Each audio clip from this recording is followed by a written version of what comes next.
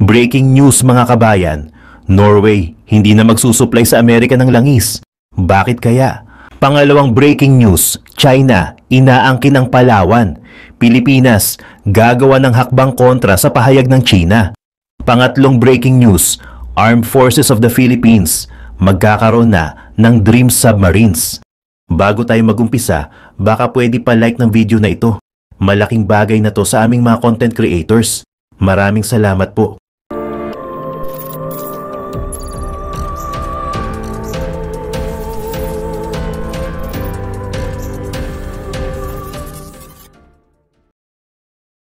Inanunsyo ng Norwegian Fuel Company na Haltbach Bunkers na ititigil nito ang paghahatid ng gasolina sa mga puwersang militar ng US sa Norway at maging sa mga American ships na nagdadock sa Norway, kung saan ito ay lumilitaw na dissatisfaction sa nakaraang US policy sa Ukraine. Sa isang strongly worded statement, pinuna ng kumpanya ang isang televised na event na kinasasangkutan ni na US President Donald Trump at Vice President J.D. Vance. Tinawag itong biggest shit show ever presented live on TV. Pinuri ng Haltbach Bunkers si Ukrainian President Volodymyr Zelensky dahil sa kanyang pagiging restrained. Inakusahan naman ang US ng paglalagay ng backstabbing TV show at idineklara na ang palabas na yon ay nakakahiya. Dahil dito, sinabi ng kumpanya na nagdesisyon kami na agad itigil ang pagiging fuel provider sa mga puwersa ng Amerika sa Norway at sa kanilang mga barko na dumadaan sa mga pantalan ng Norway. No fuel to American. Hinimok din ng Haltbach Bunkers ang mga Norwegian at mga Europeans na sundan ang kanilang hakbang at doon ay tinapos nila ang kanilang pahayag gamit ang isang slogan na nagsasabing Slava Ukraina na ang kahulugan ay suportahan ang Ukraine. Ang Haltbach Bunkers ay isang Norwegian fuel supplier na nagpo-provide ng marine fuel para sa mga shipping at military operations. Ito ay nakabase sa Kristiansand, Norway. Ang kumpanya ay dalubhasa sa mga bunkering services na para naman sa mga barko na nag-ooperate sa Norwegian waters, kung saan nag-aalok sila ng mga logistics at distribution para sa civilian at military customers. May mahalagang papel ang Haltbach Bunkers sa industriya ng maritime sa Norway, kung saan sila ang nagsusupply ng gasolina sa mga barko na dumadaan sa mga Norwegian ports. Kabilang na dito ang mga NATO at Allied Forces. Ang desisyon na i-cut off ang mga US military ay maaaring magdulot ng mga logistical implications para sa mga naval operations ng Amerika sa rehiyon. Samantala, sa iba pang mga balita, ayon kay former Bayan Muna Representative Nery Colmenares noong linggo, dapat daw dagdagan ng gobyerno ng Pilipinas ang mga maritime patrol sa West Philippine Sea matapos magpahayag ang China na ang isla ng Palawan ay dating pag-aari ng Asian superpower. Sinabi ni Colmenares na ang China ay delusional kaugnay sa maling pahayag na kumakalat sa Chinese social media platform na Red Note na ang Palawan daw ay dating sa kanila. Ayon sa post, dapat ibalik ng Pilipinas ang Palawan sa China at sinasabi pa nitong ang orihinal na pangalan nito ay Zhenghe Island. Ayon sa famous 14th century Chinese explorer, ang mga pahayag na ito ay hindi lamang historically inaccurate, kundi nagre-representa rin ito ng isang dangerous pattern ng mga territorial aggression na pinapalitaw nila bilang historical rights. Dapat natin dagdagan ang mga pagpapatrol ng Philippine Coast Guard sa lugar, pati na rin ang mga joint patrol kasama ang iba pang mga claimant sa West Philippine Sea, pahayag ni Colmenares. Dagdag pa niya na ang gobyerno ng China ay muli na namang nagpapakita ng pagiging delusional sa pag-claim nito sa Palawan. Hindi lang ito isang distortion ng kasaysayan. Ito ay isang territorial claim na nakadisguise bilang historical facts.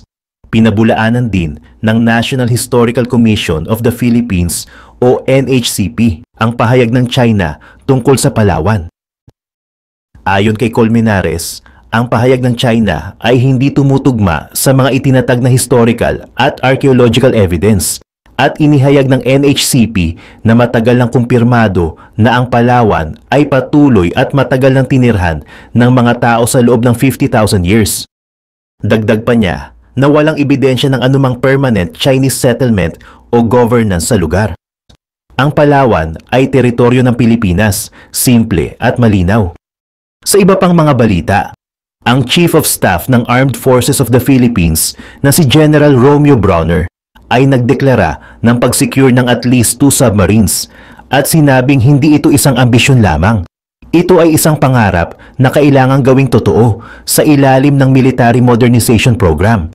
Sa loob ng mga taon, matagal nang hinahangad ng AFP ang mga submarine na nakikita bilang mga game-changing assets sa labanan at magpupushback sa mga relentless incursions ng Chinese military at mga Coast Guard vessels. Ayon kay Brawner, ito ay pangarap namin na magkaroon ng at least 2 submarine.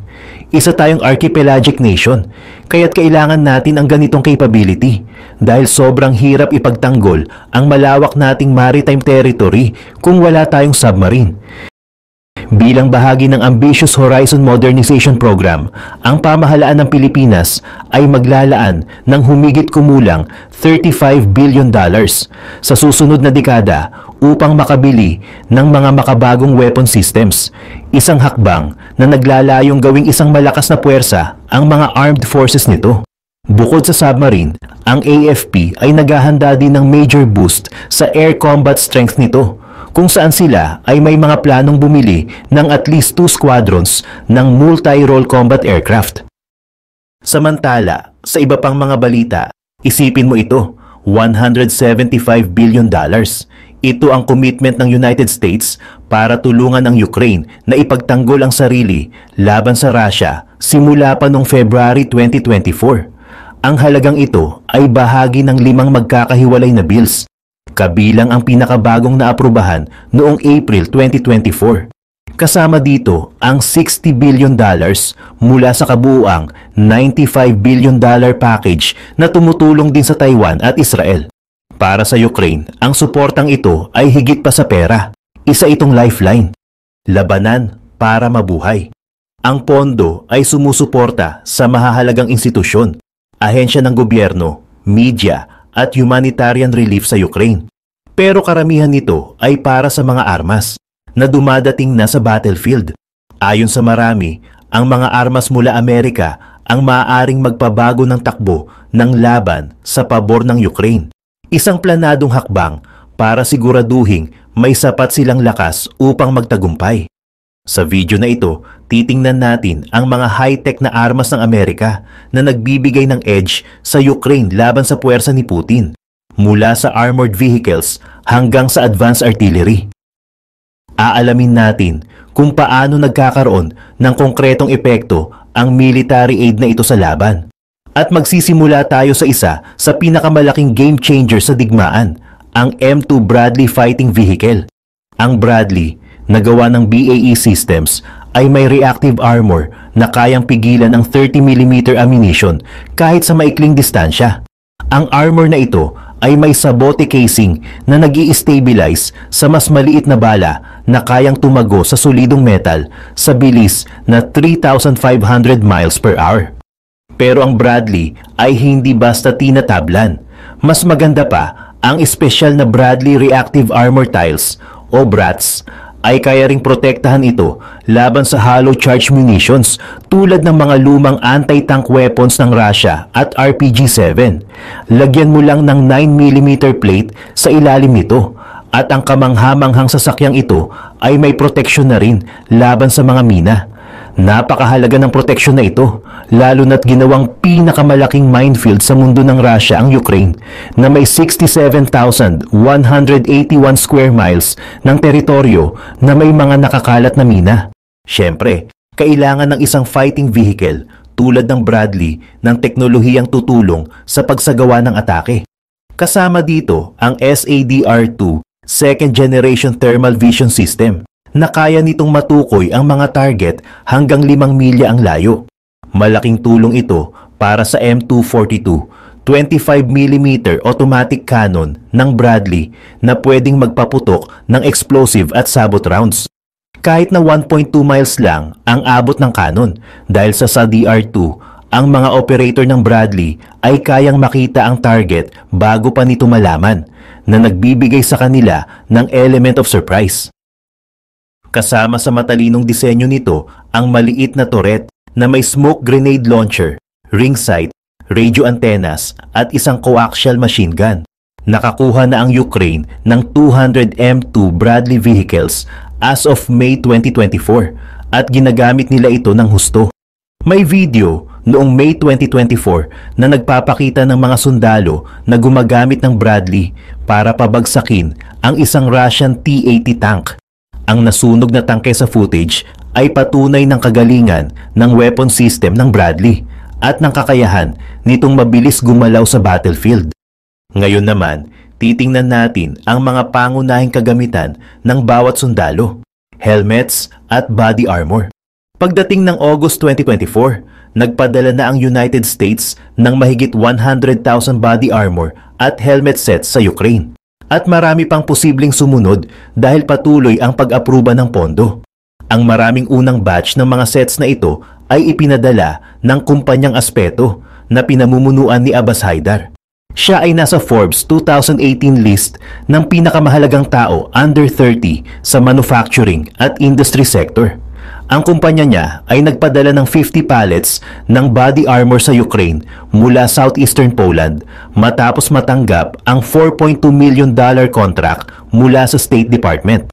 Hindi naman sinasabi ng kumpanya kung anong mga klase ng body armor ang pinadala nila, pero gumagawa sila ng iba't ibang klase tulad ng 365 plate carrier. Ang armor na ito na dinisenyo para sa bilis ay ginagamit sa US Air Force at tumitimbang ng mas mababa sa 6 na libra. May mga side pocket din ito na pwedeng lagyan ng 7x8 inch hard armor plates. Gumagawa rin ng Aspeto ng bullet-resistant t-shirt na pwedeng suotin kahit saan, gawa sa fabric na 85% nylon at 15% spandex. Sa dami ng option, maraming pagpipilian ang mga sundalo ng Ukraine mula sa Aspeto. Malayo ito sa body armor na kadalasang available para sa mga Russian soldier. Noong October 2022, iniulat ng Forbes na maraming bagong sundalo ng Russia ang binibigyan ng peking body armor at ang iba pa nga ay napipilitang magsuot ng replica armor na pang-airsoft lang. Mukhang totoo man ang armor na iyon, hindi naman sila kayang protektahan nito laban sa bala ng Ukraine. Ngayon, lipad naman tayo sa himpapawid para sa susunod na tampok na American weapon, ang F-16 Fighting Falcon. Pero mali kung sasabihing nagpadala ang United States ng F-16 sa Ukraine. Hindi pa ito ginagawa. Ito ang matagal ng reklamo ni President Volodymyr Zelensky dahil naniniwala siya na mas mapoprotektahan ng Ukraine ang sarili laban sa Russian bombs, missiles at aircraft kung may mga F-16 jets sila. Pero kahit na hindi pa nagpadala ang US ng F-16, binigyan na nito ng pahintulot ang mga kaalyado nila para magpadala ng sarili nilang F-16 sa Ukraine. Dahil dito, ilang bansa ang nagsanib puwersa para mag-commit ng 65 F-16 jets sa Ukraine at nagsimula nang lumipad ang mga ito noong August 2024. Ang F-16 ay may kakaibang kasaysayan sa paggawa. Bunga ito ng pagsasanib ng US at 4 na miyembro ng NATO, Norway, Denmark, Belgium at Netherlands para makabuo ng unang batch ng 348 F-16. Sa Belgium at Netherlands ginawa ang huling assembly ng mga jets at Belgium rin ang pangunahing gumagawa ng F-100 engines na gamit ng European F-16. Kaya hindi pwedeng sabihin ng US na sila lang ang gumawa ng F-16s na napunta sa Ukraine. Malamang, ginawa ang mga jets na iyon sa Belgium at Netherlands. Nagsimula ang kasaysayan ng F-16 noong December 1976 nang unang lumipad ang single-seat prototype nito. Nakuha ng US ang unang batch ng operational F-16 noong January 1979 sa Hill Air Force Base sa Utah. Makaraan ng ilang taon, gumawa ang Lockheed Martin, ang pangunahing tagagawa ng jet, ng two-seater model na tinawag na F-16B. May 2 cockpits ito na parehong sukat ng sa single-seat na model. Pinalawak ang bubble canopy ng jet para takpan ng 2 cockpits. at binawasan ang espasyo ng avionics para magkaroon ng lugar para sa pangalawang cockpit. Simula noong 1981, lahat ng F-16 ay may special wiring para sa multi-role capabilities na nagbibigay daan sa night attack, precision striking at beyond visual range interception missiles. Ito ang dahilan ng pagdevelop ng F-16C at F-16D, ang upgraded single at 2 cockpit versions na ginagamit ngayon sa Air National Guard at Air Force Reserve. Fast forward to today, kasama na rin ang Portugal sa consortium na nagbuo ng mga F-16 sa Europe. Pagdating sa American-made versions ng eroplano, karamihan ay ginagawa sa Lockheed Martin facility sa Greenville, South Carolina. Sa tulong ng partnerships nito, nakapag-produce na ang Lockheed Martin ng 3,100 F-16 na ginagamit sa 27 na bansa. Ngayon, kasama na rin ang Ukraine sa mga bansang ito at umaasa pa sila na madadagdagan pa ang 65 F-16 na nakuha nila kung tatagal ang giyera hanggang 2025. Malamang kailanganin pa nila ito. Naka-experience na kasi ng pagkawala ng isang F-16 ang Ukraine noong August matapos itong makapagpabagsak ng 4 na Russian missiles sa isang sabay-sabay na Russian missile at drone attack. Kasalukuyang iniimbestigahan pa ang posibleng sanhi, pilot error o mechanical failure ang mas malamang kaysa sa direktang tama ng Russian missile. Habang nasa usapan na rin tayo ng Lockheed Martin, ang kilalang American weapons manufacturer na ito ay gumagawa rin ng isa pang sistema na naging malaking tulong para sa Ukraine, ang Javelin. Ayon sa statista, nakatanggap na ang Ukraine ng 10,000 anti-tank Javelin systems as of January 2024, kung saan karamihan ay mula sa US. Kasama na rin dito ang 50 Javelin Command Launch Units na siyang may responsibilidad sa pag-target ng weapon. Nasa full production ng Javelin simula pa noong 1994 at naabot ng Lockheed Martin ang milestone na 50,000 units na na-deliver noong 2024. Ang Javelin ay isang portable fire and forget anti-tank system na pwedeng bitbitin ng isang tao at ilang araw lang ang kailangan para matutunan gamitin. Halos walang conventional armor sa battlefield ang kayang humadlang dito. Kaya nitong pumatay ng lahat mula sa soft targets hanggang main battle tanks gamit ang kombinasyon ng top at direct attack modes ng Javelin. Paano nga ba ito ginagawa? Ang Javelin ay binubuo ng isang modular missile at reusable command launch unit o CLU na nakapaloob sa isang disposable launch tube assembly. Pagkatapos mag-fire gamit ang CLU for guidance, tinatapon na ang assembly at ini-install ang CLU sa ibang assembly. Ang buong system ay tumitimbang ng halos 14 pounds na may kakayahang passive target acquisition habang may thermal imaging at day sight capabilities na built-in. Galing ang thermal imaging na ito mula sa DRS Technologies na nagsusupply ng second generation thermal imaging technology na base sa DWARD assembly. Pagdating naman sa main Javelin round, binubuo ito ng launch tube assembly at isang specially built Javelin missile. Kaya nitong lumipad ng hanggang 13,123 feet sa normal na kondisyon at meron ding advanced infrared seeker na gawa sa cadmium mercury telluride mula sa BAE Systems Avionics. Pero marahil ang pinakakahanga-hanga sa Javelin ay ang unique na pagkakagawa nito na kayang sirain halos anumang tank armor. Ang warhead nito ay may dalawang charges. Ang una ay isang precursor warhead na dinisenyo para ma-overcome ang reactive armor ng tank. Ang ganitong armor ay kadalasang sumasabog sa unang tama. Nasisira ang armor pero intact pa rin ang tank. Ang precursor warhead ang sumisira sa unang sabog para mabigyan daan ang main warhead na sirain ang pangunahing armor ng tank para tuluyang masira ang sasakyan. Ang warhead ay pinapagana ng two-stage solid propellant